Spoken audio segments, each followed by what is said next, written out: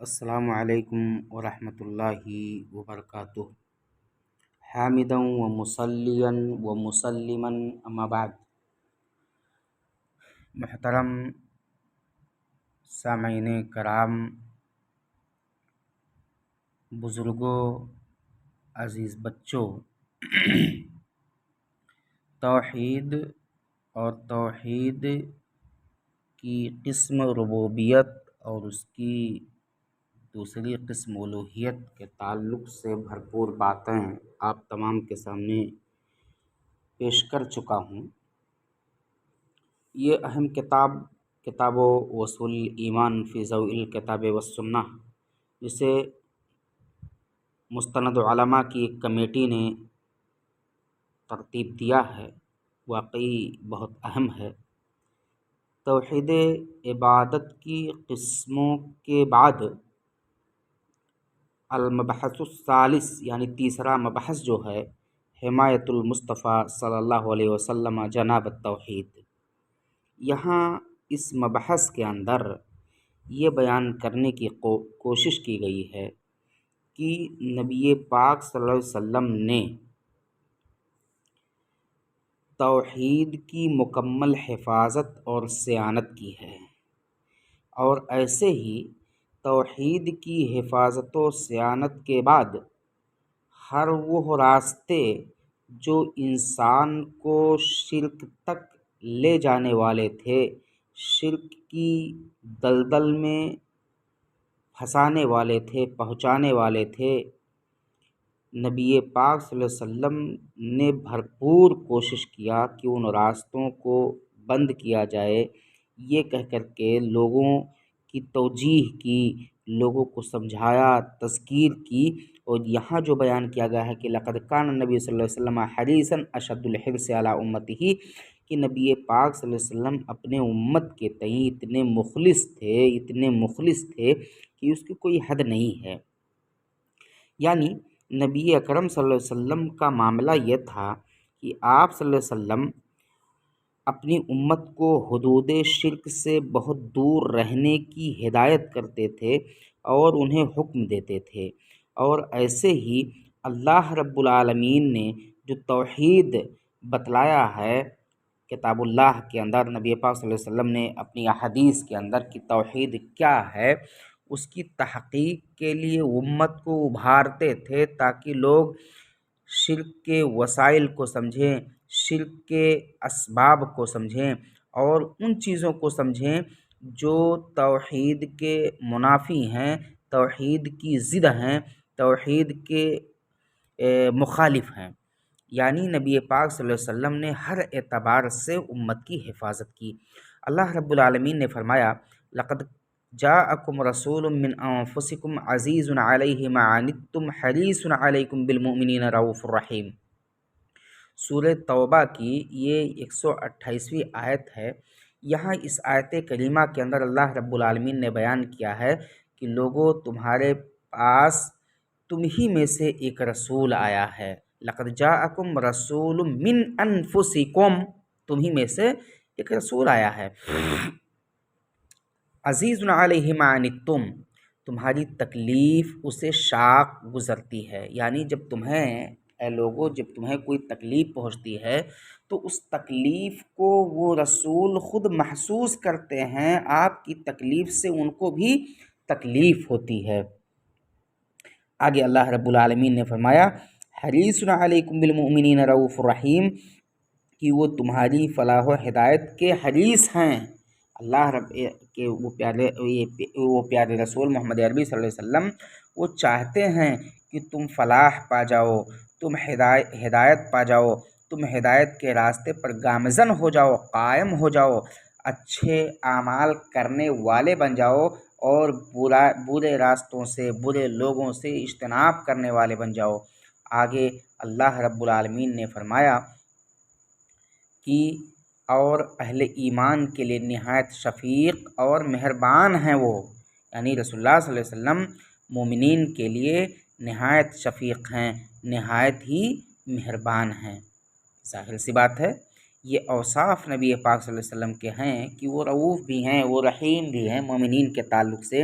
اور مومنین کے تعلق سے جو بھی پریشانی مومنوں کو آتی ہے وہ نبی پاک صلی اللہ علیہ وسلم اس کو محسوس کر کے آپ کو بھی تکلیف ہوتی ہے۔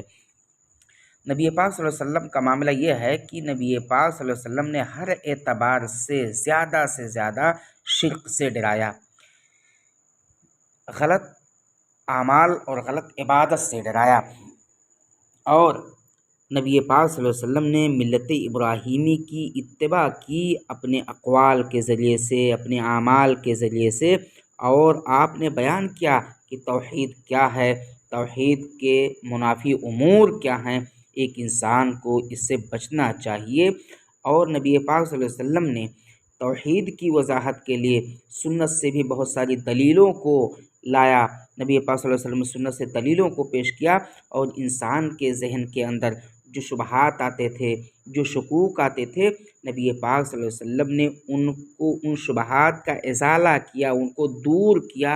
اور صحیح راستے کی نبی پاک صلی اللہ علیہ وسلم نے بھرپور وضاحت کی۔ یہ نبی پاک صلی اللہ علیہ وسلم کا معاملہ تھا۔ یہاں میرے محترم سامعین ایک بات میں مزید واضح کرنا چاہتا ہوں کہ نبی پاک صلی اللہ علیہ وسلم نے شرک کے راستوں سے ڈرایا، اور توحید کو عام کیا، اور توحید کی جانب امت کو بلایا۔ ان میں سے ایک پہلا مسئلہ ہے رقیہ کا۔ رقیہ کس کو کہا جاتا ہے؟ میں بیان کرنا چاہتا ہوں کہ رقیہ کس کو کہتے ہیں، نبی پاک صلی اللہ علیہ وسلم نے کس کو رقیہ کہا ہے، نبی پاک صلی اللہ علیہ وسلم نے کس سے روکا ہے، یہاں اس کی وضاحت ہے۔ الرقیہ، اس کی تعریف کیا ہے؟ جمع رقیتن، اور رقیہ یہ رقیہ کی جمع ہے، اور رقیہ کا معنی ہوتا ہے پڑھنا، اور پڑھ کر کے پھر پھونکنا، طلبا للشفاعۃ والعافیہ، طلبا للشفاء والعافیہ، کس لیے؟ آدمی جب کسی بیماری میں ہوتا ہے تو اپنی اس بیماری سے شفا پانے کے لیے، عافیت پانے کے لیے یہ عمل کرتا اور کراتا ہے۔ سواء کانت من القرآن الکریم او من الادیۃ النبویۃ الماثورہ، چاہے وہ قرآن کریم کے ذریعے سے ہوں، قرآن کریم کی آیات کو پڑھ کے پھونکی جا رہے ہوں، پھونک مار رہا ہوا انسان، یا ایسے ہی نبی پاک صلی اللہ علیہ وسلم سے جو معصور دعائیں ہیں اس کو پڑھ کر کے ایک بندہ پھونکتا ہے۔ رقیہ کا یہ لفظ دم اور جھاڑ پھونک کے معنی میں مستعمل ہے، یعنی دم کرنا، جھاڑ پھونک کرنا، اور اس کو عربی لغت کے اندر عزائم سے بھی تعبیر کیا جاتا ہے، عزائم بھی اس کو کہتے ہیں۔ دیکھیے، دم کا تعلق جو ہے حدیث کے اندر دم کرنے کو، جھاڑ پھونک کرنے کو شرک کہا گیا ہے، لیکن ایک بات میں یہاں واضح طور پر کہنا چاہتا ہوں کہ شریعت کا اگر بدقہ اور بالغور مطالعہ کیا جائے، بغور مطالعہ کیا جائے، تو ایک بات واضح طور پر یہ سامنے آتی ہے کہ اس کا حکم جو ہے یہ جائز ہے، جھاڑ پھونک کر سکتے ہیں، اور اس کے تعلق سے بڑی دلیلیں ہیں۔ اور بن مالک رضی اللہ تعالیٰ عنہ نبی پاک صلی اللہ علیہ وسلم کے ایک جلیل القدر صحابی ہیں، وہ کہتے ہیں کننا نرقی فی الجاہلیہ فقلنا یا رسول اللہ کیف تری فی ذلک۔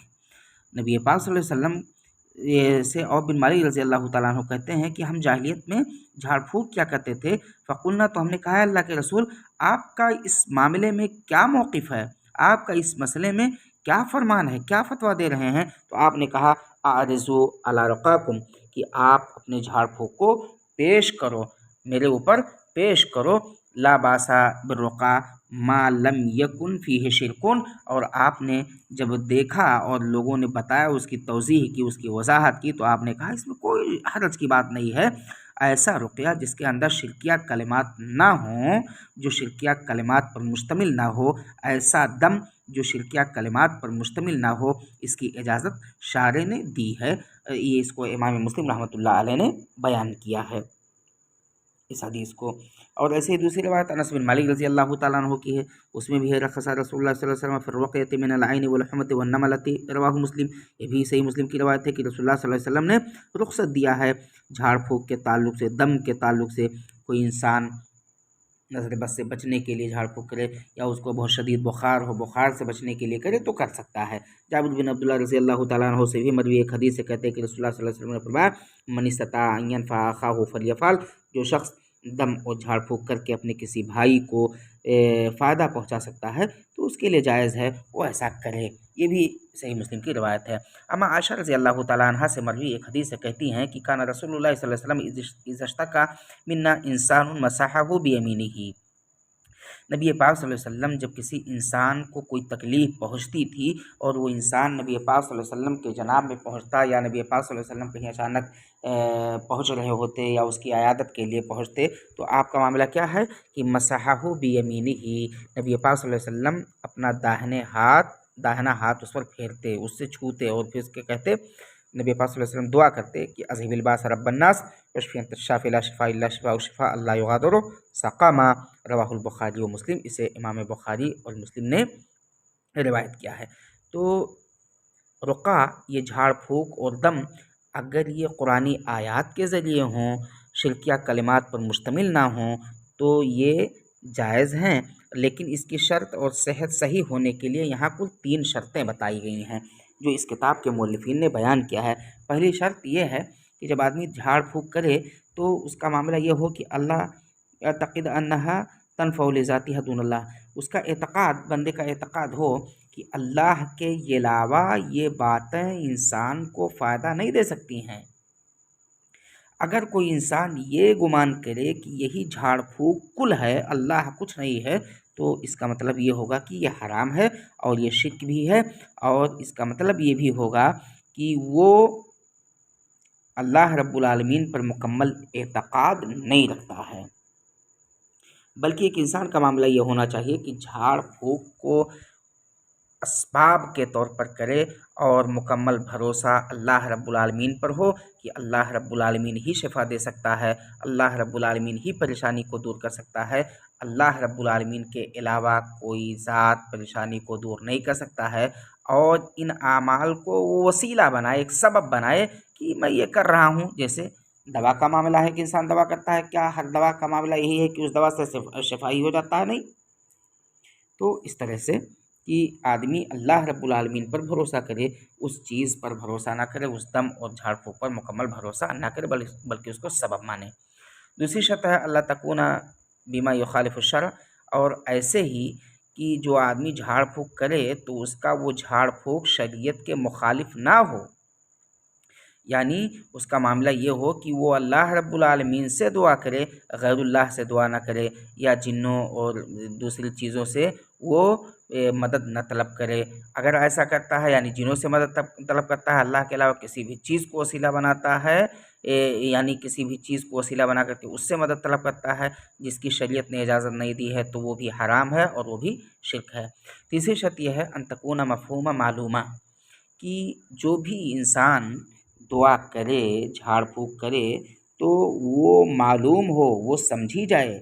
اگر کوئی انسان دیکھنا چاہے، سننا چاہے، تو اس کو بتلایا جا سکے کہ ہاں فلاں فلاں دعا پڑھ کر کے میں نے دم کیا ہے۔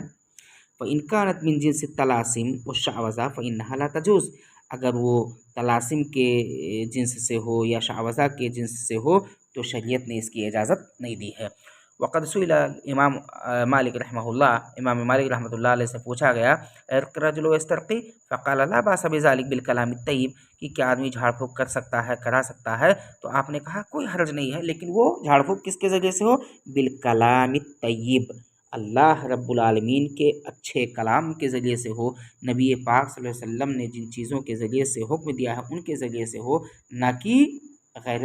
کلام سے ہو، غیر اللہ کے کلام سے ہو، یہ جائز و درست نہیں ہے۔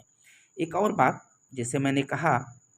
کہ جھاڑ پھونک کے تعلق سے اختلاف ہے، بعض لوگ کہتے ہیں جائز ہے، اور جو جائز کہتے ہیں ان کے یہاں 3 شرطیں ہیں کہ آدمی جو جھاڑ پھونک کرے وہ اللہ رب العالمین کو مکمل نافع سمجھے اور اس چیز کو ایک سبب بنائے، ایسے ہی جو جھاڑ پھونک کرے تو اس کا معاملہ یہ شریعت کی مخالفت اس میں نہ ہو، یعنی جنوں وغیرہ سے مدد نہ طلب کرے، اور ایسے تیسری شرط یہ ہے کہ ان تکون مفہومہ معلومہ،